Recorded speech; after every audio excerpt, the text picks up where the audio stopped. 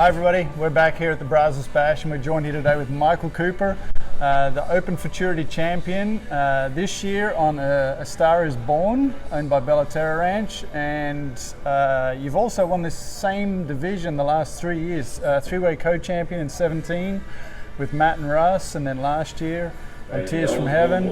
Tell us a little bit about your success here. What's the key to your success here? Man, I don't know exactly the key to it all, but I think when you're showing a small Futurity horse, I think the best thing is to have, when you take one to town, the small Futurities, just have the most cow smart horse that you can have.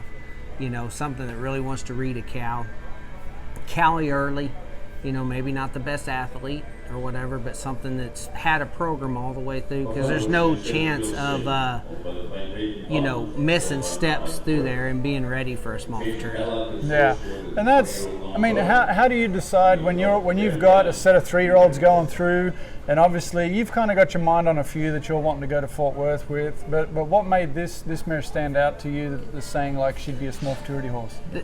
This year it was kind of catchy because we had quite a few 3-year-olds, and Gary called me and he said, hey, let's sell a few of them, you know, and didn't know for sure. My wife actually argued with me just a little bit and a couple other people, but you know, in the end result, we own the mare and we want that mare to have earnings. And the way I look at it right now, just from my point of view, she's won 30-some thousand. Yeah. And that's the last hole, or 25,000 is the last hole with the Futurity. So to me, that's a good addition for a good start for her earnings all the way through. That's just one thing that we looked at. And basically, I want to feel whoever, like if whoever is wanting to buy that horse, I want to fit that rider to that horse, you know, and that's another thing that felt into play here too. Yeah, and so I mean, you've got a long history with this mare's mother, Holly is Smooth. You're AQHA world champion, and Lane set the record at Will Rogers on that mare. Yeah. So how hard made that the decision for you to sell that on this one? Not as hard, because Gary and the people that bought her, Vic and Missy, said, hey, we want you to keep her. And it was a little tough because this mare did feel a lot like her mom. Yeah. A lot like her mama, just because she is so gritty. You know, Vic Etheridge, the guy that owns the mare and bought her, he's like, we got to talking about sports and about cutting horses, and he's like, she's the guy that you put on the court and he gets the ball, you know, and he's like, she just gets the ball, don't she? And it's a kind of a joke, yeah. And she, just like that last cow, it was nothing I did. She gritted up and she give it all her guts, more power. She give it more power than she had in her heart than her body. You know what I mean? Yeah, and I think that's the key, like what you touched on before. These small Futurity horses, they've got to have some cow smart. They've got to want to do it. They've got to be willing to take over at this stage of the game. Yeah. And that's not something you can necessarily teach them. I mean, that's got to be something that comes from them. Right. So, yeah. So, you're now at Rose Valley Ranch. Tell us a little bit about how did you get started in cutting and how did you end up at Rose Valley Ranch? Oh, gosh. It's a long story. Well, give us the highlights. Getting started at the cutting is a whole new realm. Like, I mean, I didn't have anybody. I didn't even know what a cutting horse was. I mean, anybody that sent a horse for us to break, I'd put them on a cow, because that was just, I got to ride one when I was 13 or 14 years old. We never got to go on a vacation, and we went on a vacation one time to Springdale, Arkansas, and I got to ride my first cutting horse there. And my cousin was named Dale Linder, and he said, hey, you want to ride a cutting horse? I said, yeah, I'd love to. So we went out and gathered the cattle. I'll never forget it. And went out there and gathered them all up and got them in there, and I cut, and it was something that it was amazing. It was just truly amazing. And so that made it just stole my heart, I guess is what it did. It stole my heart, because I guess we got to take maybe 2 vacations I can remember between I was born in 18. You know, we never got to get out of Missouri. Yeah. Well, we wasn't out of Missouri then, just barely across the line. Right. But so anyways, I got started, and I'd done that, and then Jenny and I got married, and we messed with horses and team penned and rode everything that would have 4 legs, from foxtrotting horses to walking horses to pasafinas to whatever it would be. I mean, gated horses, thoroughbreds. I broke horses to go on the track, whatever it was. So long story short, there's a lot in between there, but my mom called me one day at Ozark Mountain up there in Carthage, Missouri. She said, "Do you know a guy named Kenneth Gallion?" I said, "Yeah, he's here at the cutting with me, Mom." And she goes, "You remember that time we went on that vacation and you rode that cutting horse?" I said, "Yes, ma'am." She goes, "Well, that was the guy." And I'm like, small world. Are you kidding me? Well, there's more to the story. Yeah. Mr. Kenneth wasn't home when we were there. And I told Mr. Kenneth about this, okay? Yeah. And so we went out in the pasture. Backdoor cutting. We gathered the cows up, and we rode 3 or 4 horses. I don't know if they were great horses. I don't know if they were finished horses. I don't know what they was. Yeah. But that's basically my first ride. So I told Mr. Kenneth about it, and he just laughed. But it was years later, you know. I said, "Hey, you're the reason I'm in this cutting today." Yeah. And so it's kind of unique how that happened. Yeah. And that was probably my first love to ever fill in one, because when we were at home, we never even had a papered horse. All our horses were grade. Yeah. You know. Well, and transition that into then you started showing more, you got more involved with the cutting, but one unique part to your story is you never did go work for anybody necessarily. No, I mean, sir. you're self-taught basically. Yes, sir. So how did you do that? How did you? Well, there's 3 tapes that I wore out. Yeah. One of them was Roger Wagner, Hip to Be Square, Matt and Paul, and then Mr. Pat Patterson. Yeah. I watched somebody give me Mr. Pat's one time, and then I was able to order those other ones. Yeah. And then every person that I could, you know, get help with, all them Missouri guys, I just try to go to their house. I know I'm wore them out with questions and stuff. Yeah. But just it was a hard, long road to get to this spot. And then, you know, we had a good business and everything, and Mr. Darrell Rodrock, he wanted to hire us, and we ended up signing a 5-year contract, which I really didn't want to do, but I thought, man, I'll try this shot one time and see how it works. If not, we kept our ranch and just kept piecing ground together. And so we went there on a 5-year contract, and we did it for 3 years, and his health went under.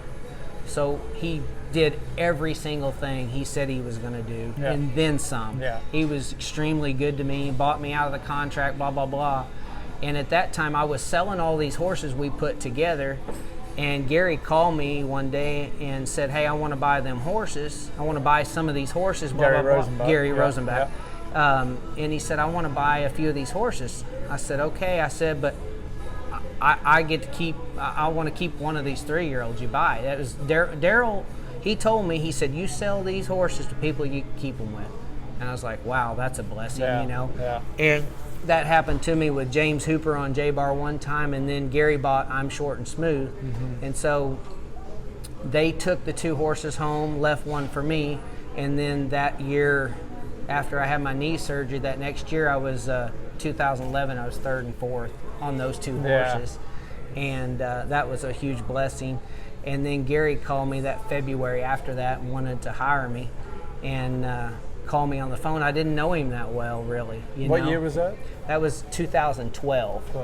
And so, because I had my knee surgery and I couldn't show him in 2010. And so he called me on the phone. I said, "No, I don't want to go to Texas. I'm going to go back to my ranch in Missouri. Jenny and I is going to go back there, raise the boys, do everything." And he said, "Well, figure out what it would take." And I called him back, and he's like, "Oh, I ain't doing that, blah, blah, blah." And so I said, "Yes, sir, I understand, but I want to go home, you know, to where my family is, and blah, blah, blah." And anyways, long story short, I'm here. Yeah. And it's another guy that we're closer than a boss and an employee. Sure. He's been a mentor, and he's done above and beyond and took care of me extremely extremely well. Yeah. Well, you've surrounded yourself with some customers who are pretty high business profile type people. Now you're kind of delving into the business side a little bit more. You've got several different projects going on. Tell us a little bit about what made you decide to kind of start looking over the fence and looking towards the future. Man, I know that these hands can only do so much so long. Yeah. And I was always taught, and actually Mr. Kenneth was like, hey, put that land together, keep putting that land together, you know. And, you know, we sold all that big ranch up there where we run 250 mama cows. And so I got down here and got to another side of it. And Daryl, I'd been with Daryl and seen what he done, you know. And I just wanted to make some money while I was sleeping instead of with my hands so much. Yep. And that's the reason I just trying to make every opportunity to try to invest here and there. Just keep doing the little investments till they get a big pile. And then when you get that big pile, then you can invest in something that'll, and being around, you know, being the dumbest guy in the room all the time. Try to surround yourself with smarter than you. Way smarter people than you are. Yeah. Because I was growing up a redneck country boy. Yeah. And, you know, living off the land, deer and turkey and squirrel and rabbit. Never had a steak until Jenny and I got married. And then when we had the steak, I didn't know how to cook. I didn't know how to make it, you know, or anything else. And nothing's changed with the dumb old redneck, but I've learned a lot through the way, and had a great wife. She's done everything. I'll start crying here in a minute, you know, because it's been a long road. Yeah, it sure has. Yeah. And everybody sees this job that I have now and everything, but it hadn't always been that way. No, it's years of fruition of putting your head down and working and being the man you are. And you're not driving fancy cars, and Jenny's not driving fancy cars, and you know you're being smart about it. And I think people see that and appreciate it. I just I haven't forgot what it takes on that dollar. You know, calling my mom this morning, and sorry if I'm getting so emotional with this, but it means a lot. Yeah. You know, and that dollar was hard to get. Yeah. And it's just. I don't want to lose sight of that. Even though we're working for the people that have lots of money, I don't think you can lose sight from what you can afford. And a guy told me when I started this, and I'll never forget it, he said, son, you'll be okay in this if you'll not let your overhead get more than your income. And sometimes we see that, I think, how we go with fancy cars and big trailers and stuff like that. And I think we lose sight of the real world sometimes and what it can be. And I don't ever want to lose sight of sight. And I want to always be looking in the windshield, not the rear view mirror.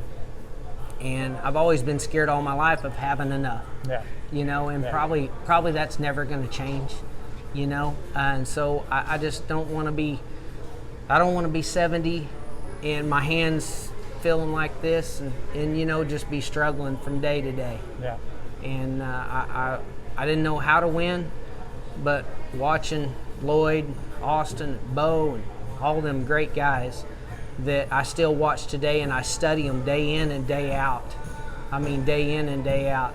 I had a funny joke. I went up to Colorado and I had a beard, you know? Yeah. And I was teasing all of them. They said, "You're going to leave that beard on?" I said, "Yep." I said, "I'm going to go down that Cotton Stakes," and of course, you never know. It's so hard to win. Yeah. So I'm going to go down that Cotton Stakes, and I'm going to tell them why I win this show, and just say whatever division, you know, and just happened to be that one. And I said, well, I've been watching Lloyd Cox, and I've missed one fundamental. It was the beard. Facial hair. It was a funny joke. That's for sure. But just watching them great guys and what they do is just unbelievable, you know, and the way they've come through all of it. And Lloyd's a Missouri boy, you know, also. Yeah. And very much the same. And you know, and that says a lot about your program, that you are so grounded and you never, you know, it's like, you know, an old guy told me a long time ago. He says, you know, the day you stop learning is the day you die. You know? Exactly. And that's what this sport's all about. No matter how you know, at the top, you're at the top right now, but I know you're not thinking about that. You're thinking about the next show already, or thinking about that next run with your customers, or helping people. And that says a lot about your program. So one more final question to wrap it up, and I want you to be 100% honest. Who can do more burpees, you or Jennifer? Jenny. Yeah, for sure, by far. She's got more dedication and willpower than I do.